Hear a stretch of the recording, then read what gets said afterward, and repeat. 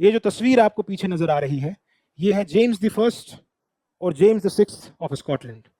James the First, James राजा बनते हैं, इंग्लैंड के स्टुअर्ट डायनेस्टी की शुरुआत होती है और इन्हें ही, ये सिक्स किंग हैं स्कॉटलैंड के, तो इन्हें जेम्स द सिक्स्थ और फर्स्ट कहा जा रहा है। अब इसमें समझने की बात यह है कि आपके एग्जाम में तो ये सवाल क्वेश्चन आता है, वो सीधा सा ऐसे देखते हैं आप कि जेम्स का जो रेन है, टाइम पीरियड है एज ए मोनार्क 1603 से 1625 तक रहता है।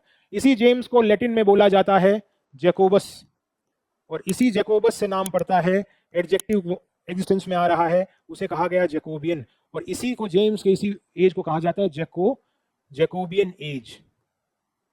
ये हम एम.एच. अब्राहम पढ़ते हैं या कोई भी हिस्ट्री की बुक है उसको पढ़ते हैं तब हमें दिखती है चीज। यहां एक चीज समझने वाली है, या एक क्वेश्चन है कि जेम्स का शेक्सपियर के साथ क्या रिश्ता है।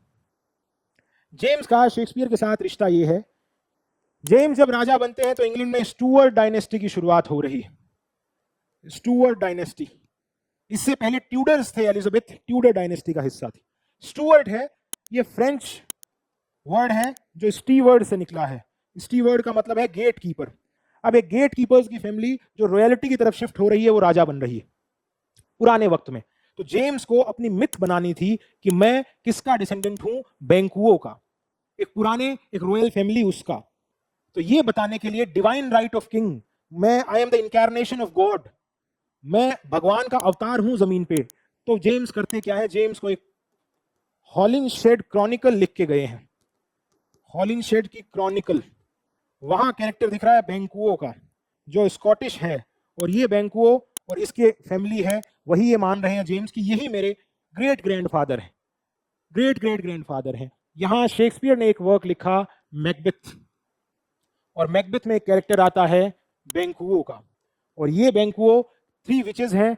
बैंकुओं को आके कहती हैं, विच जो आ रही हैं कह रही हैं कि your descendants will be the king, आपके जो संताने खानदान होगा वो राजा बनेगा।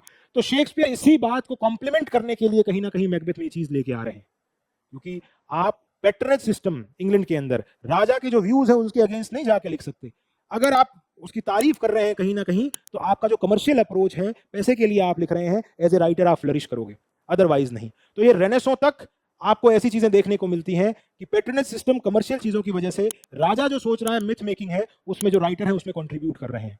यही शेक्सपियर का जेम्स के साथ एक रिश्ता दिखता है। बैंकुओं, ये कैरेक्टर जेम्स को और शेक्सपियर को आपस में मिलाने का काम कर रहा है।